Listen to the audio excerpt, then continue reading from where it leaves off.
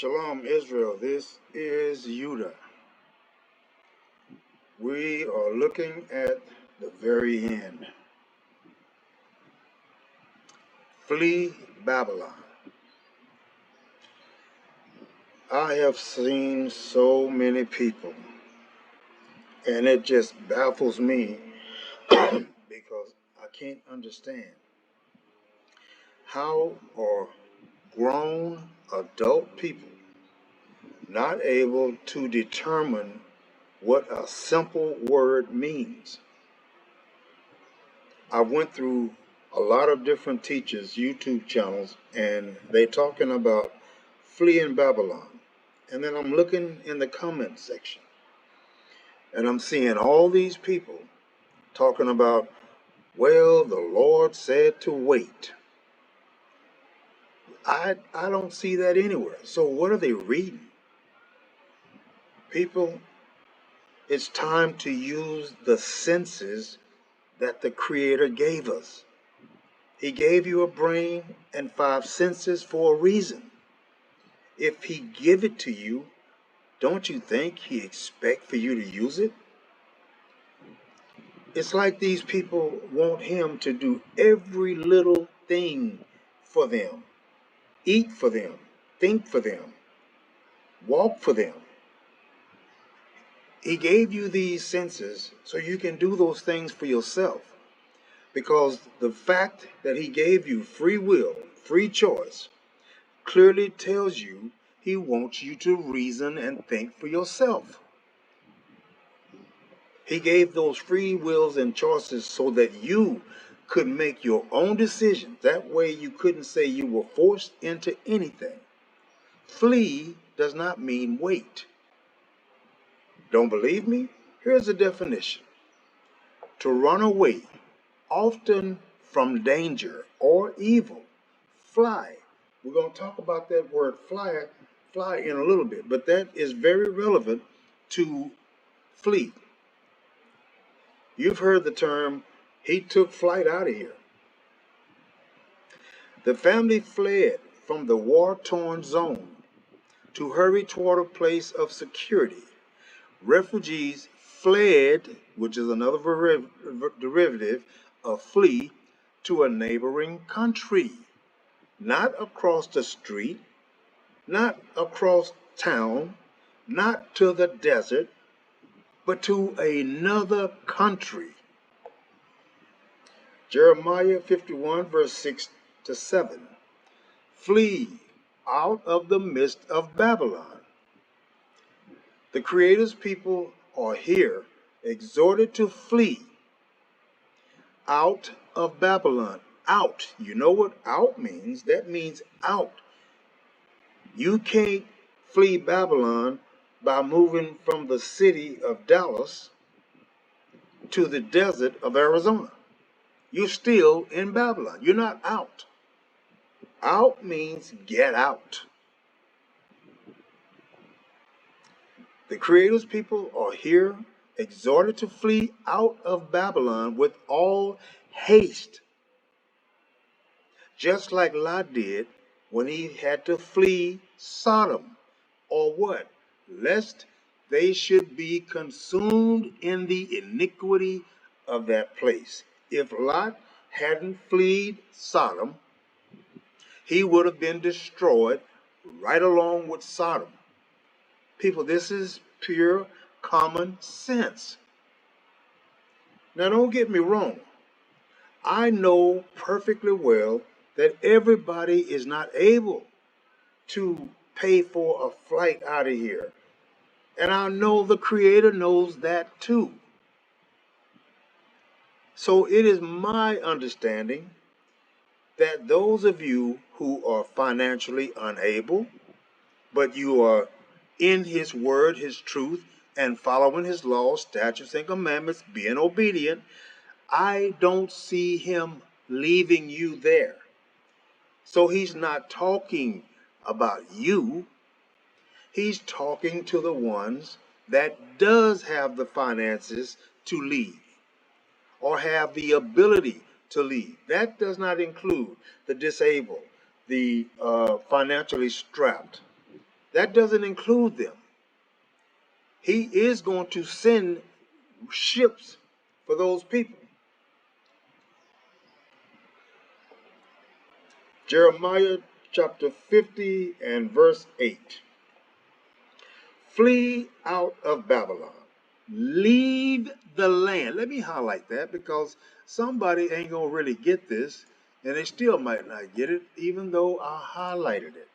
Leave the land. You get that? Leave the land. That means the entire country of Babylon. Leave the land of the Babylonians and be like the goats that led the flock. For I will stir up and bring against Babylon an alliance of great nations. That's happening right now. An alliance of great nations from the land of the north. They will take up their positions against her. They are doing that now. Y'all know what's going on right now. I don't want to use any specific words because YouTube is very, very sensitive. So think about it. Leave the land of the Babylonians and be like the goats that lead the flock. For I will stir up and bring against Babylon an alliance. That is all those nations that's coming together right now against Babylon or America. They will take up their positions. They have done that. They are already in that country. All those migrants coming across the border, who do you think they are? Look at all the crap that's going on since they came in. Do you not realize they are setting up posts? They will take up their positions against her. And from the north, she will be captured. That's Babylon. Babylon hath been a golden cup in the Creator's hand. In what sense Babylon is called a cup may be seen by comparing Jeremiah chapter 25 and verse 15. And it reads, "This is what the Creator, the Mighty One of Israel, said to me. Take from my hand this cup filled with the wine of my wrath. Wrath is not a good thing. And make all the nations to whom I send you drink it." Her greatness and glory enticed and drew in many nations to be confederate with her. That means they have become a team against what? America. They have become confederate with her in hopes of enriching or aggrandizing themselves. But thereby they drew down destruction upon themselves. They're all going to be destroyed. They thought to drink or be in alliance with the Babylonians. That's the American allies. Was drinking out of a golden cup, but it proved to them a deadly draught.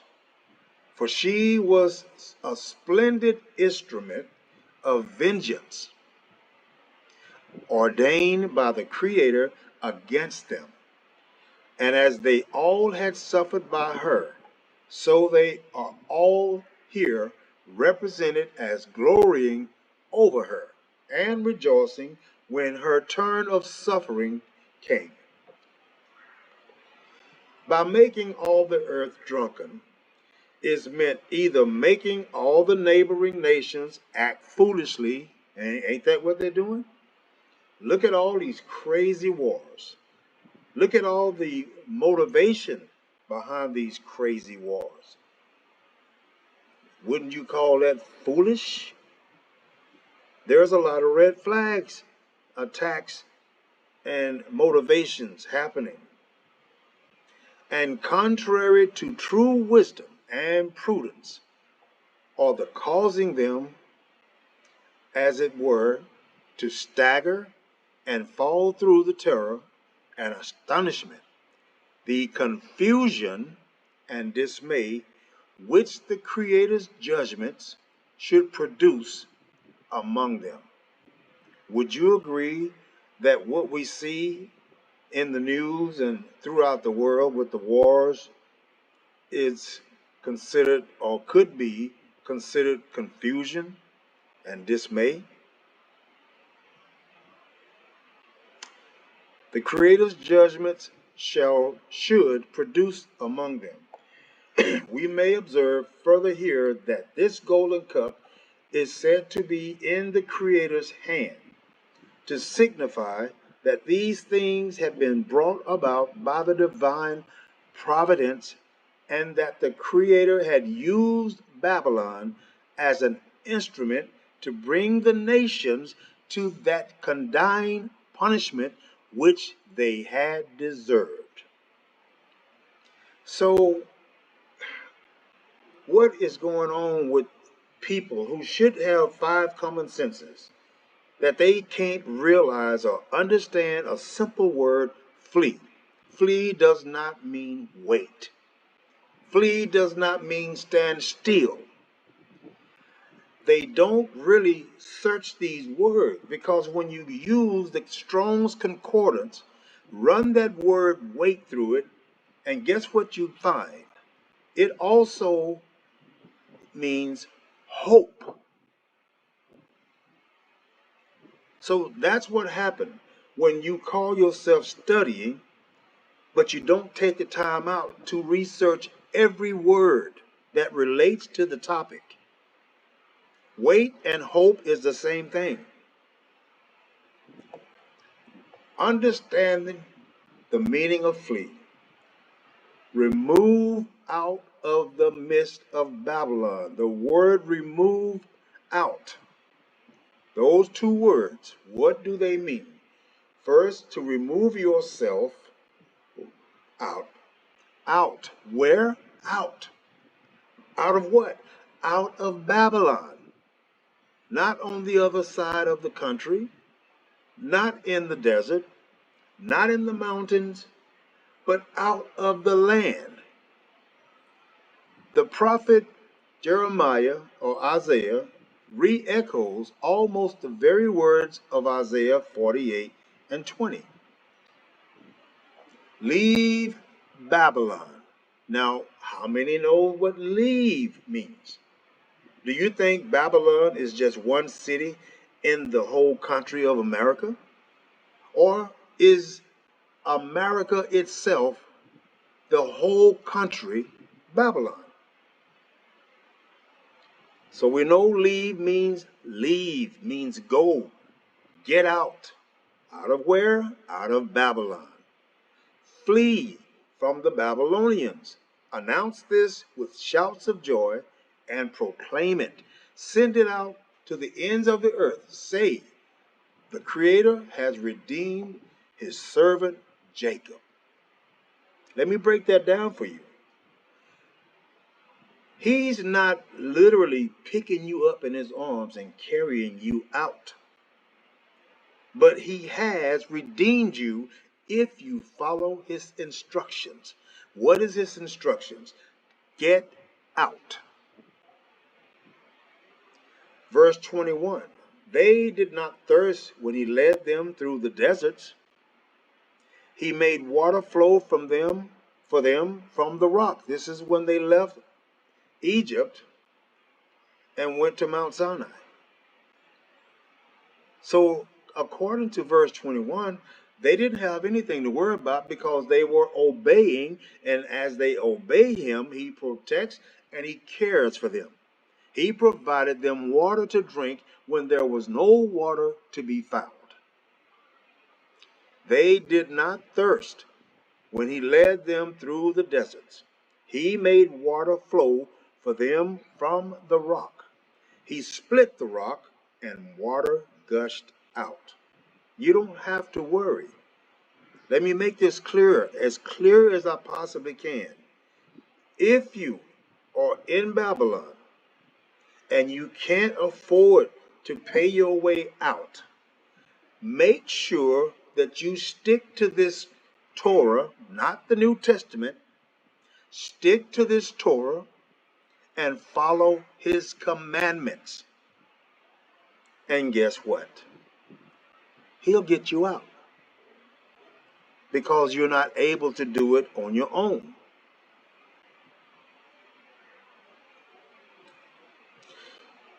There is no peace, says the Creator, for the wicked. Isaiah 52:11. Listen to what it says. Depart ye, get out ye. He said it twice. Depart ye, go ye out from thence. Touch no unclean thing. Go ye out of the midst of her. Be ye clean, that bear the vessels of your Creator. It's obviously in marked contrast with the counsels in Jeremiah chapter 29, verse 5 to 7, that the exiles should build houses. Now, this is what he told them to do when they were in Babylonian captivity, in the first Babylonian captivity. This is what he told them. That the exiles should build houses, that's Israel, and plant gardens, that's Israel, and seek the peace of the city of their conquerors, that's Babylon. Now, this is before the fall. So he's telling them, live comfortable.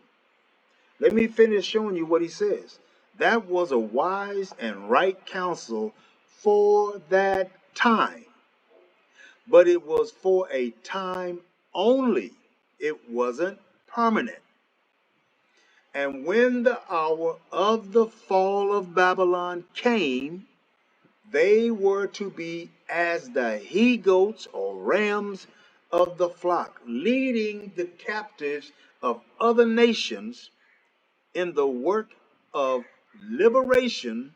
You know what liberation means, to be liberated, and of flight. Remember when I said I was going to talk about that word fly in the beginning? Well, now we're using the term flight.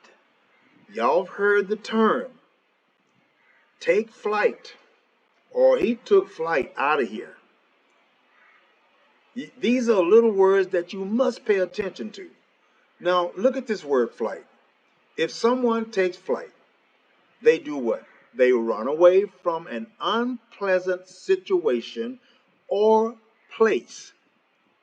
That was their only way of escape from being involved in the destruction of the doomed city, Babylon. Same thing happened to Lot. Lot, his wife, and 2 daughters were visited by 2 angels who urged them to do what? Flee. Flee the city of Sodom before its imminent destruction by the Creator. Now, let's just think about this for a second, people.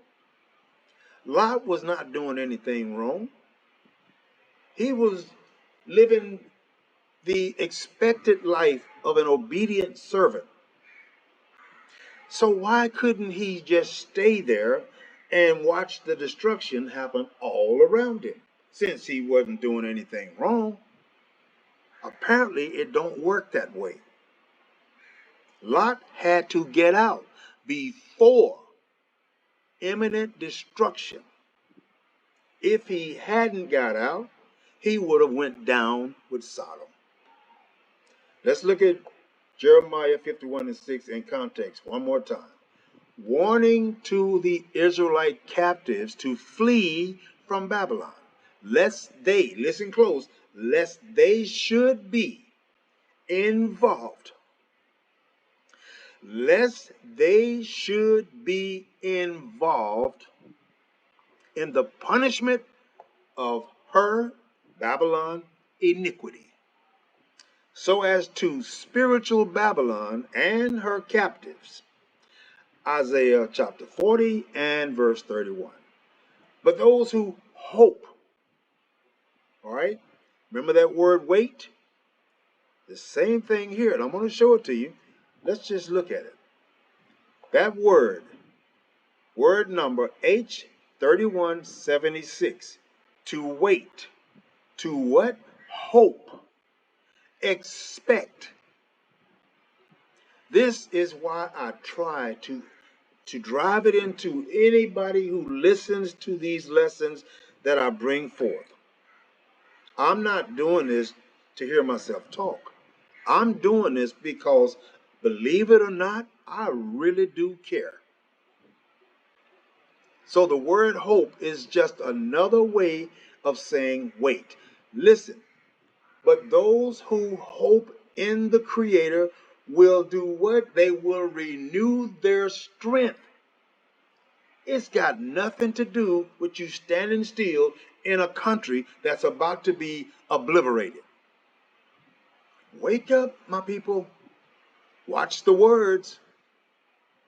They will soar on wings like eagles. Does that sound like somebody standing still? They will run. Does that sound like somebody standing still waiting? They will run and not grow weary. They will walk, is that standing still, and not be faint. These people are moving. They're not waiting. They're moving.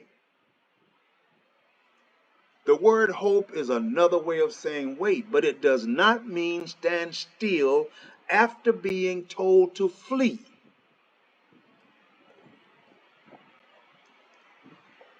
To wait for, hope for, to wait, tarry, wait for, hope for.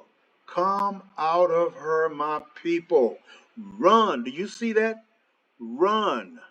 Run for your lives. Run from the fierce anger of the Creator. Jeremiah 51 and 6 and verse 9 and 45. Flee from the midst of Babylon. What does it say here? Let everyone save his life. Why do you believe flee means be still and wait?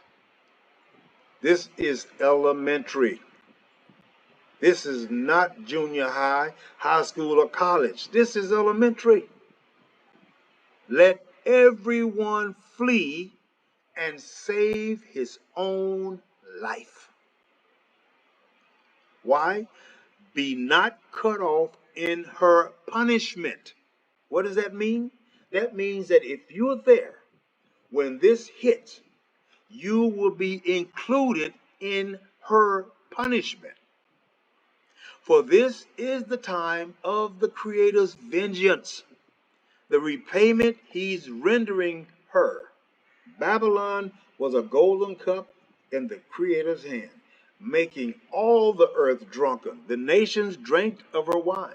Therefore the nations went mad.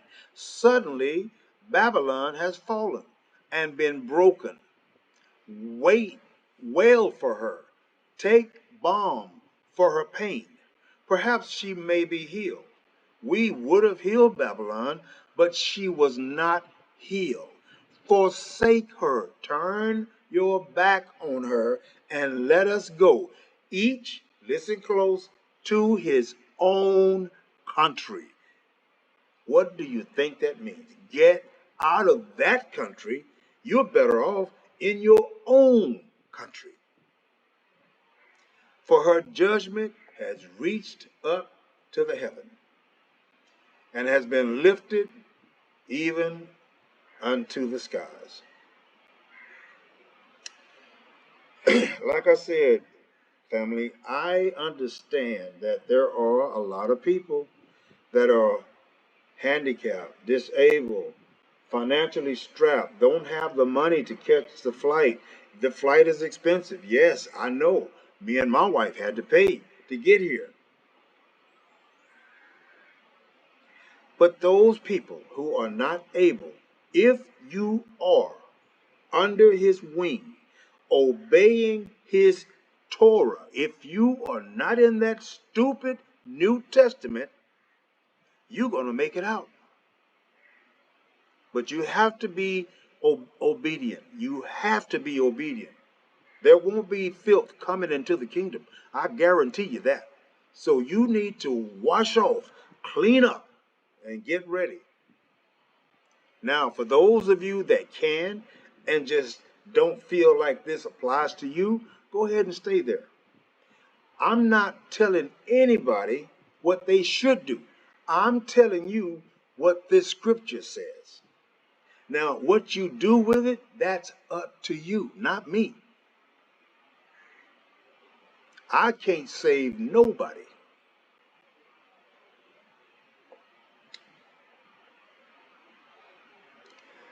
It just takes a little bit of thinking, a little extra time to go to the Strong's Concordance, the blue letter, and run those words by. See if those words mean what you think it means. If you want to get a better understanding of what this scripture says, pay close attention to the words. Make sure you get the context. The context is what opens up the scripture so that you get a clearer understanding. Don't expect for everybody to answer your questions when you have the same ability to seek these words out for yourself. Now, I'm not saying that you shouldn't ask. Yes, there are things I still have to search because I don't know it all. But I take the time out to try to make sense of any word used in, between, or at the end of every scripture, because it will make that scripture open up and you will get a much clearer understanding. So I don't see any excuse for anybody that believes that they're supposed to wait. When he says flee, and I just showed you what that word means, so there is no excuse. Flee means run away from, get out. I see certain YouTube teachers with thousands of followers, subscribers, thousands. I'm talking 100, 200,000. And they're telling people, oh, well, guess who's in Africa? What difference does it make? When the Creator sends you somewhere, just like when he sent Israel into the land of Canaan, it was full of wicked, evil giants. So what did the Creator tell Israel? Go in there. I got you. So what I'm trying to tell you is that these people that's telling people don't go to Africa or any place on that continent because those same people you running from over here, they're over there too. Well, I know the Creator says to go back to the land that where your forefathers was created. Well, that's Africa. No matter how you slice that pie, it comes up the same. Africa. I'm not worried about who's here. Yes, these demons are here. But I trust the Creator. Why? Because I did what he said. I obey him. And as long as I do that, I don't have to fear who's here. Neither do you. But like I said, this guy has, I know it's over 100,000 subscribers. And I'm reading the comments, and most of them are saying, yeah, we just need to wait. Stop listening to people telling you to flee. Well, I'm not the one that told you to flee. If you read the correct book, you'll see it was your Creator that told you to flee.